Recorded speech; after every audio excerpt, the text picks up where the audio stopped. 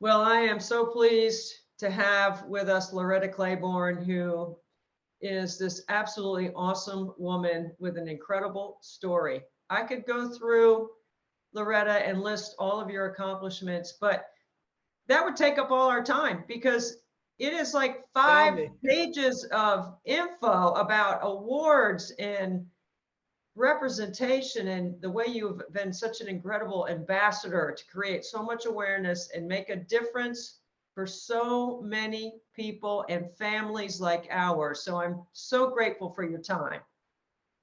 Well, thank you. And also I'm thankful for you to be able to stand up there and work with a basketball for 24 hours. I would have no nails. I break them every Saturday playing 3-on-3 basketball. All my nails break. I know you play a lot of sports. Which one's your favorite? You know, running is cheap. All you need is a decent pair of shoes and putting one foot in front of the other, a little bit faster than walking.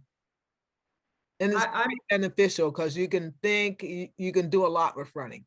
I'm so amazed at how fit you are. I don't know about you, but I'm getting AARP mail. That's what people that are supposed to be retired get mail. I'm I've not been ready to getting that since I was like 21. retire. Honest to God, I got something from AARP at the age of 21. Well, tell everybody a little bit about your story because we've had you on the live stream before and you are back by popular demand. You are such a great role model for so many and such an inspiration.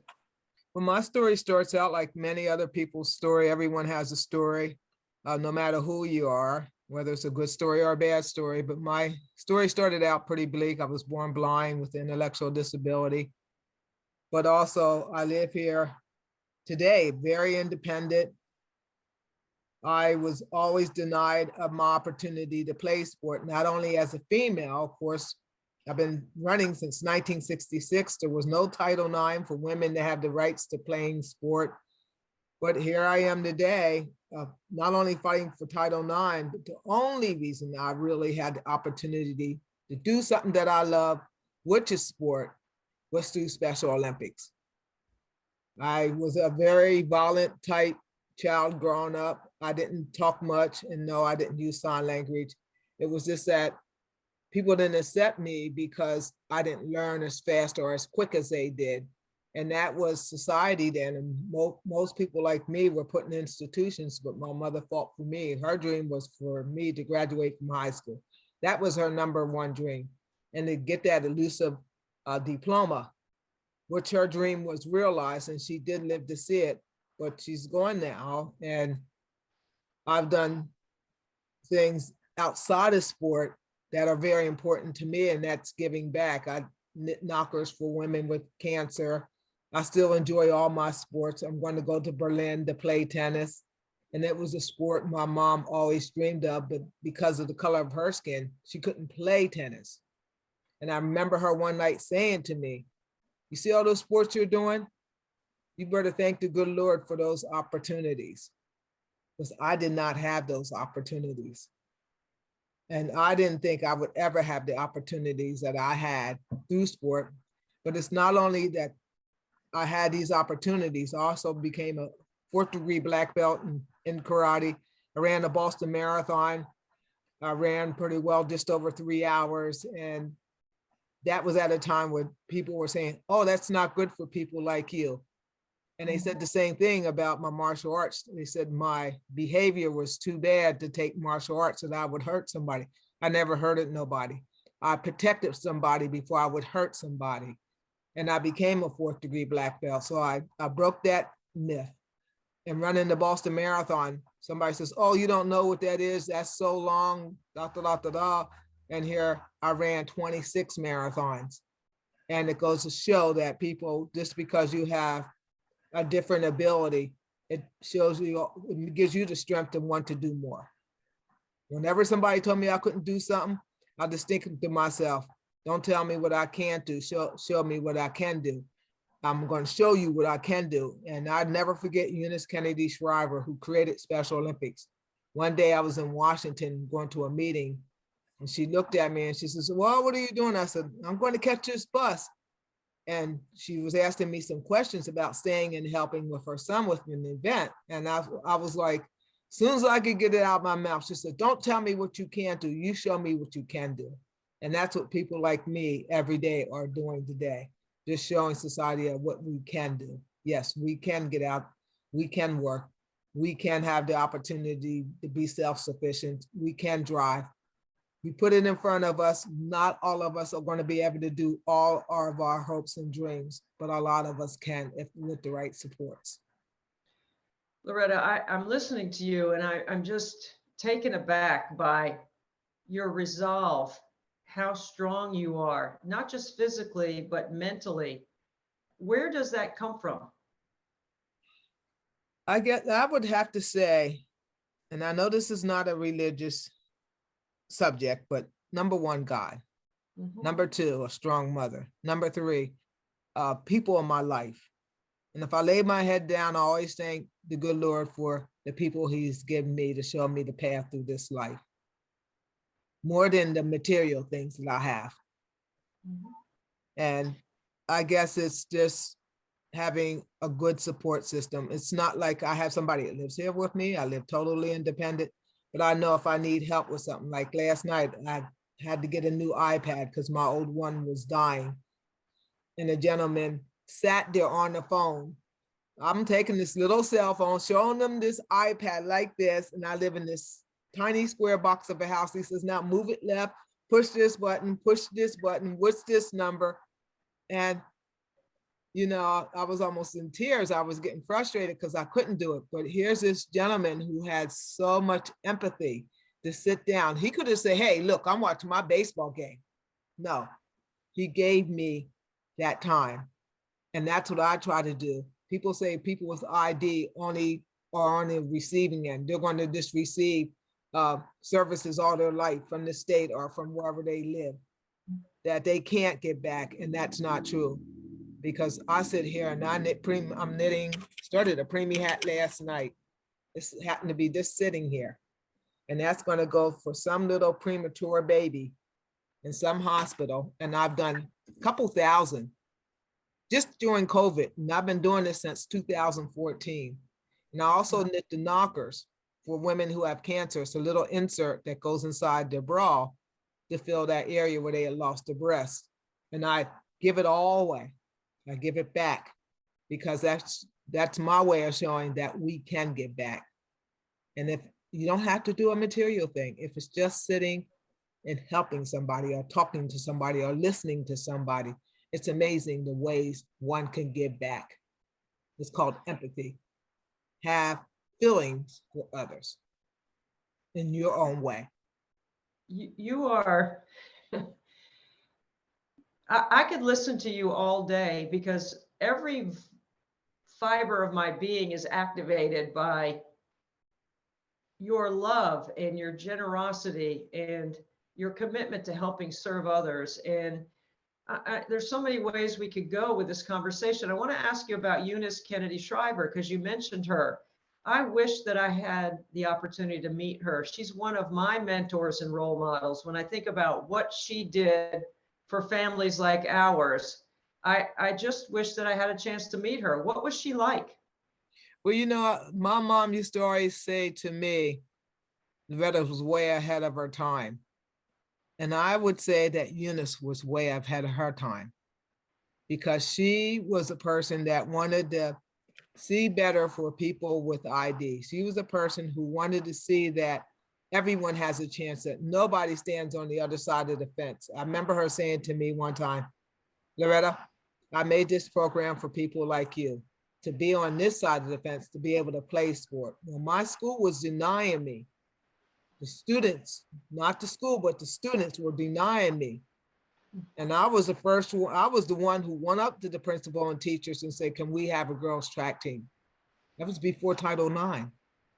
And here's this woman, before people were accepted with ID, most people like me were in institutions. I was one of those who was spared because of my mother and her strong will. And here's this woman coming and saying, oh, we want to have a program for people who have different abilities, such as her sister. I don't think her sister ever did much with Special Olympics. But here's a woman who didn't do it just for her sister. She did it for society to show the world that these people do deserve a chance. And she used sport as a vehicle. So I said she was way ahead of her time. That's why she's my role model, because I'm trying to emulate exactly what she did in my own little way by shooting free throws in the driveway to create awareness and to Yes. raise money and to make new friends like you and to get new people that come in, tune in to listen to your story and want to help make a difference for people living with ID. When you mentioned Title IX, Loretta, that's amazing. We're celebrating 50 years, right? This is the 50th 51 years anniversary. this year. Yeah, what do you think about that? Like, what are your thoughts there? My thoughts is huge there, because when I helped start the track team at William Penn Senior High School, it was me that went to those girls and said, hey, I think we can have a track team. And then I went to Mr. Eckenroe, who was our principal at the time. I said, can we have a track team? He says, well, that's not a girls thing, and the boys have rights to the meadow field, or we used to call it the meadow field, but it's small field. And you girls can just practice in the hall. So we practice in the hall. And then we got a lady, a Russian teacher. I never forget her, Mrs. Kasiba. And we start just running up and down the hall as long as we had the teacher. And one day she took us down to the track. And my cousin happened to be the fastest guy on the guys team. And these guys start calling me names, call me retards and stuff. And my cousin put the end to that. He said, yo, we're going to stop this right now. They didn't know that I was Pierre's cousin. And Pierre was, everybody followed him. All the guys, is always the leader. One that takes the initiative first to do something, whether it's a good thing or a bad thing. He says, we're going to have a run around the track. I'm tired of you guys messing with her. That's all I see you guys do. So he said, we're going to have a mile run. So the couple of the guys stood there and we started off, and I got around one lap. Yeah, they were past me, but then I caught them on the second lap. And by the third lap, they were all done and I was still running. And then he yelled at me, yo, Loretta, hey, cuz, you can stop running now. And he brought those guys, and I never had no problem now, those guys. Getting back to Title IX, it was the same thing. You are always denied because you're a girl. I don't know if you remember this. When we were in school, we were not allowed to play full court basketball. Yeah, no, I don't remember that because I always got to play, Loretta. We were not allowed to play full court basketball because they said that's not good for women and it would hurt your reproductive system. Yes, I remember all that conversation back then. Oh, I'm like, why can't we go run all the way up the whole way? No, you're only supposed to play half court. That's not good for your reproductive system. I didn't know what that was, and I didn't care. I wanted to play. But through it all, when I got out of school that next year, they were allowed to have sports, and they had a track team. And one of the kids I babysat ran on the track team. You are amazing. I mean, how many times have you been able to share that story about your cousin Pierre and racing the boys and winning? I mean, just beating the boys, right? Just I mean, beating I them. bet that's a big part of your story. All natural running. And people used to laugh at me. There was no Forrest Gump movie, so you couldn't go run, Forrest, run. That was way before that. And that's when girls didn't run. And my rule of thumb, my mom says, if y'all catch you running outside this project, you're going to have a backside you ain't going to be able to sit. So I would run around the whole Parkway projects. And I would just run by myself. Your mom didn't want you running outside the projects. I never had no problems. Why did your mom not want you running outside the projects, Loretta? She didn't want me running at all at the beginning because it wasn't proper for a girl to run. But I had another sister, I had three other sisters coming up.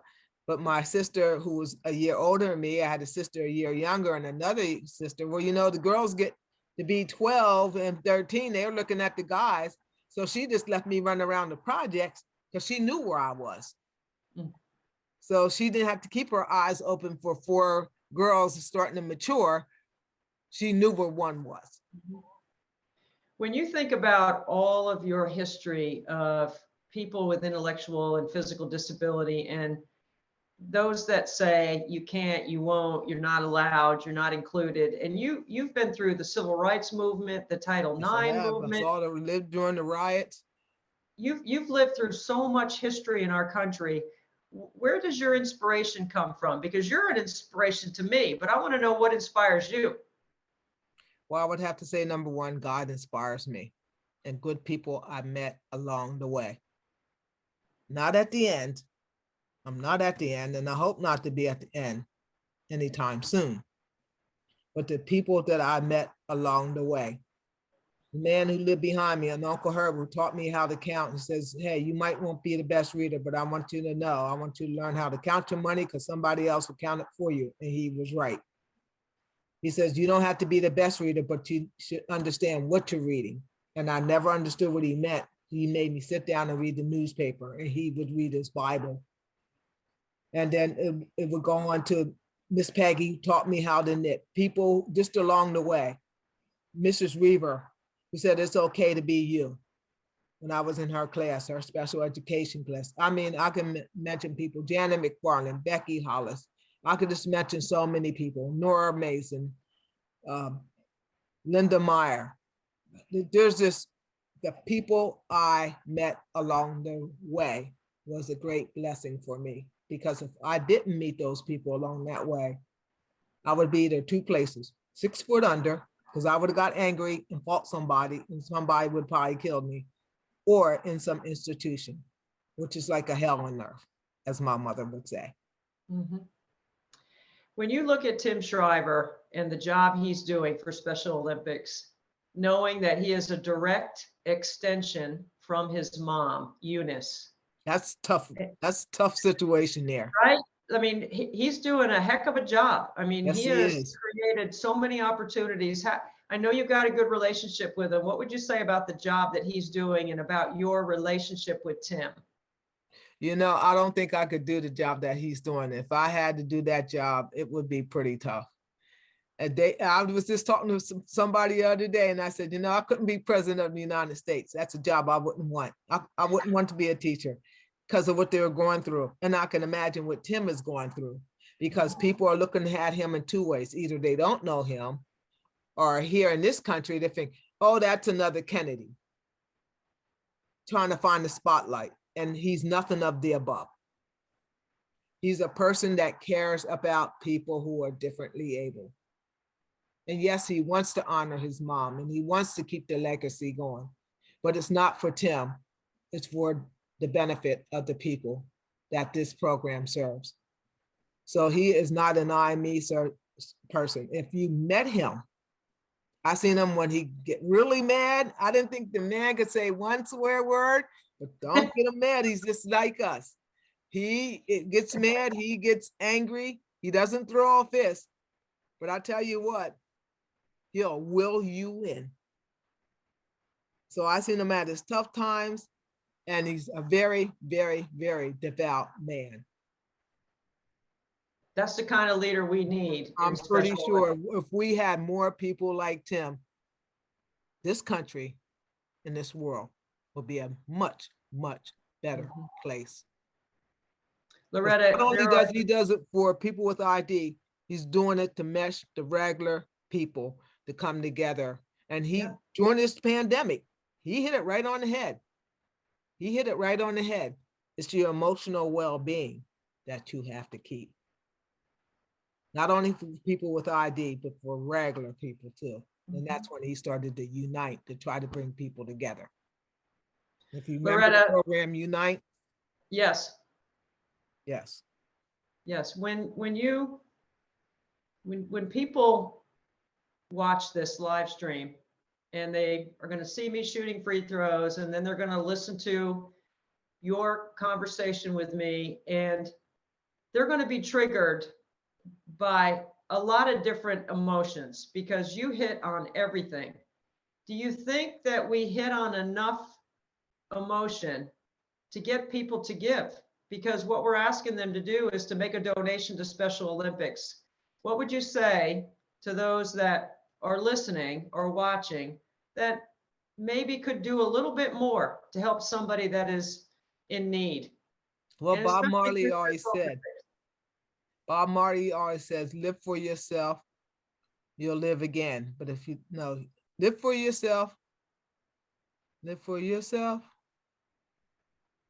I forgot how it goes. But he goes basically, if you live for yourself, you'll live in vain. Yeah, live for yourself, you'll live in vain. Live for others, you'll live again. In the kingdom of God, man shall reign, pass it on. So people have it. I know people have money. I know people have resources. So if they could just pass on a little bit, it's not how much you have, it's what you have and how you use it. So if they just use a little bit of what they have to give, we'll be in much better shape.